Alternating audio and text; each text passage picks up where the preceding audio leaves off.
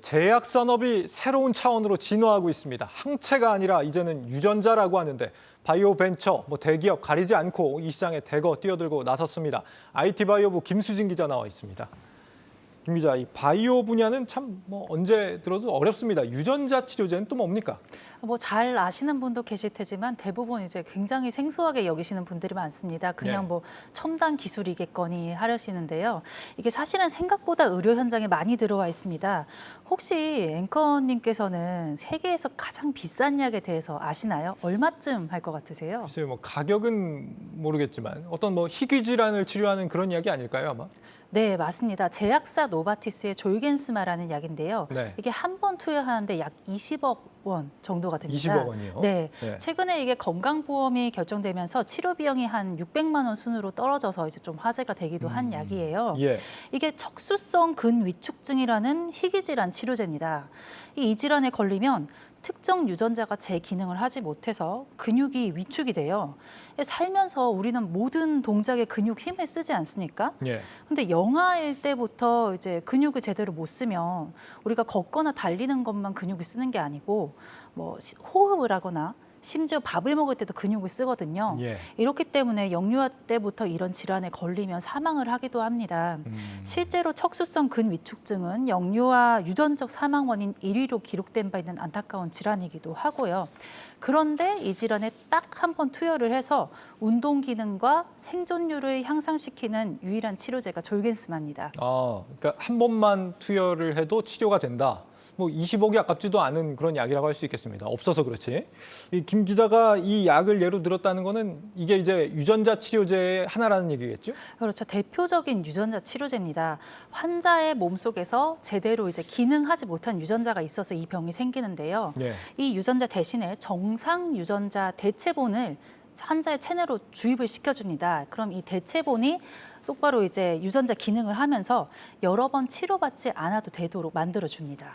그러면 이제 유전자 치료제라는 게 내 몸에 있는 좀 잘못된 유전자가 있으면 이걸 좀 정상 유전자로 교체를 해준다 이런 의미라고 봐도 될까요? 네, 그런 의미로 생각을 하시면 되고요. 네. 이 졸겐스마 같은 유전자 대체 방식이 이런 유전자 치료제 중 하나라고 생각하시면 됩니다. 그렇군요. 예. 그래서 국내에서는 이 정의가 워낙 좀 복잡한데 나라마다 정의도 다르고 이제 포함하는 이제 범위도 조금 다르지만 네. 국내로 보면은 유전자 재조합 등 유전자 조작을 이용해서 정상 유전자나 치료 유전자를 환자에게 이입시켜 결손 유전자를 교정하거나 세포에 새로운 기능을 추가해 유전자 결함을 치료 예방할 목적으로 제조된 의약품이라고 얘기를 합니다. 내용은 어렵습니다만 공상과학 영화에서나 볼 법한 것들이 어느새 이렇게 현실로 다가와 있네요, 이미. 그렇죠. 유전자를 타고나기를 내가 약하게 타고났는데 이거를 이제 약으로 바꿀 수 있는 그런 시대가 온 겁니다. 예. 이제 졸겐스마 외에도 좀 대표적인 유전자 치료제를 살펴보면 소아 백혈병 치료제가 하나 있어요. 이게 킴리아입니다. 이걸 기다리던 환자들이 꽤 많았는데 이 유전자 치료제의 일종이고 이게 또 조금 말이 어렵지만 환자 면역 세포를 채집을 합니다. 네. 여기에 암 세포를 인지하는 유전자를 발현을 시키고요. 다시 해당 세포를 환자에게 넣어주면 이 세포가 암 세포만 공격을 해줍니다. 그래서 이게 굉장히 희망의 치료제라고 불리는 그런 백혈병 신약이었는데요. 예. 이렇게 기존의 치료가 어려웠던 혹은 약이 잘 들지 않았던 난치성 질환의 타깃으로 주로 개발되고 있습니다. 관련해 유전자 치료제 개발 기업으로 핫한 곳이죠. 헬릭스미스의 유승신 CEO 인터뷰 준비했습니다. 케미칼이나 항체 치료제가 하지 못하는 난치성 질환에 대해서 혹은 항암 치료제가 많이 있지만 여전히 효과적이고 부작용이 적은 항암제에 대한 니즈가 있고, 근데 지금 유전자 조작 기술이 충분히 성숙함에 따라서 이제 유전자 치료제 그리고 유전자가 도입된 세포 치료제 같은 것들이 이제 새로운 3세대 치료제로 나오고 있고 앞으로 이제 계속 발전을 할 것이라고 여겨지고 있는 거죠. 네, 유전자 치료제가 이제 3세대다. 그러면은 지난 1세대, 2세대는 어떤 거였습니까?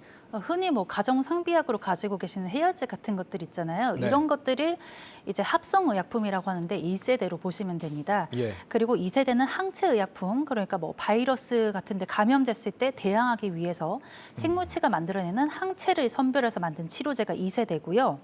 그리고 이제 3세대인 유전자 치료제가 있습니다. 네, 뭐 그야말로 뭐 제약산업의 새로운 전환점을 맞았다 이런 생각도 드는데 3세대는 이제 시작이니까 앞으로 좀 성장성도 좀 무궁무진하겠다 이런 생각이 듭니다. 전문가들이 여기서 이제 상당히 성장세가 크다 이렇게 다들 보고 있는데요. 네. 이제 글로벌 유전자 치료제 시장이 한 2021년 기준에 74.7억 달러 이 정도 됩니다. 근데 2026년에는 한 555.9억 달러 규모로 성장한다는 전망이 있고요. 이게 합성의약품이나 항체의약품 성장세를 엄청 뛰어넘을 그럴 수준이라고 합니다. 예. 아까 개인의 유전자 맞춤형 치료다 보니까 효과가 좋고 이제 또 비쌀 수밖에 없거든요.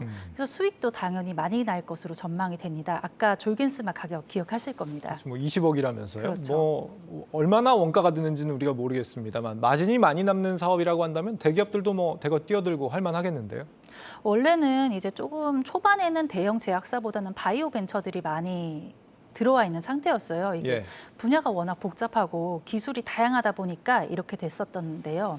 많은 대형 제약사들이 처음에 크게 관심을 좀 두지 않다가 뭐 드라마틱한 치료 효과가 나오다 보니까 이제 개발에도 조금 들어오고 있고요. 위탁 개발 생산 CDMO라고 하죠. 네. 여기도 관심을 보이는 추세입니다. 외국 기업들은 유전자 치료제 기업들의 인수 합병에도 크게 투자하는 분위기입니다. 우리나라에서는 어디가 좀 대표적입니까? 뭐 임상에 돌입한 곳들이 헬릭스미스, 뭐 앱클론, 큐로셀, 셀렌메드 등이 있고요. 예. 이제 헬릭스미스는 엔젠시스라고 당뇨병성 신경병증, 그러니까 뭐 당뇨발이라거나 이런 쪽을 삼상이면 거의 다 왔네요, 여기는. 네, 그렇습니다. 다들 이제 곧 결과가 나와서 여기를 다들 주시하고 있습니다. 예. 앱클론은 혈액암, 큐로셀은 뭐 미만성 거대 비세포 림프종, 셀렌메드는 뇌암 뭐 이런 쪽으로 집중을 하고 있습니다. 그 외에 카텍셀이나 테라젠 바이오 등도 임상을 개시할 계획이라고 알려졌습니다. 이런 바이오 벤처 기업들이 지금 개발에 나서고 있고 대기업들은 없습니까? 이제 위탁 개발 생산과 관련해서 대기업들은 조금 더 많이 들어온 상태라고 보시면 됩니다. 예. 롯데가 최근 롯데 바이오로직스를 설립을 했잖아요. 그러면서 미국 BMS의 관련 바이오 의약품 공장을 약 2천억 원에 인수했습니다. 예. 그러다 보니 이 정도 투자면은 유전자 치료제가 반드시 들어가겠다. 이런 전망이 있고요. 차바이오텍의 미국 자회사 마티카 바이오테크놀로지는 지난 유전자 세포 치료제 공장을 완공했습니다. 최근에.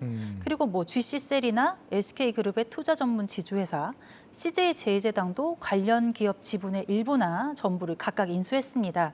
그리고 잘 아시는 SK바이오사이언스도 포스트 코로나 성장 전략으로 유전자나 세포 치료제 위탁 개발 생산 사업을 언급해서 이제 투자 가능성을 이야기한 바가 있습니다. 네, 지금 뭐 바이오 벤처는 개발에 나서고 있고 대기업들 같은 경우는 위탁 개발 생산을 하고 있다. 이 각각 뭐 특징점을 어떻게 좀 평가를 해볼 수 있습니까? 이제 바이오 벤처들은 직접 개발이나 판매를 통한 이익 외에도 이제 기술 이전을 할 수 있잖아요. 네. 그럼 기술 이전 시 이제 마일스톤을 받지 않습니까? 이거에 따라서 굉장히 큰 이익을 얻을 수 있다는 강점이 있습니다. 뭐 적자이던 회사가 갑자기 흑자로 전환을 하기도 하고요. 그리고 뭐 CDMO 사업을 하는 대기업들은 이제 고객사를 두고 신약 개발 과정부터 생산까지 참여를 하기 때문에 안정적인 매출 확보가 가능합니다. 알겠습니다. 잘 들었습니다. IT바이오부 김수진 기자였습니다.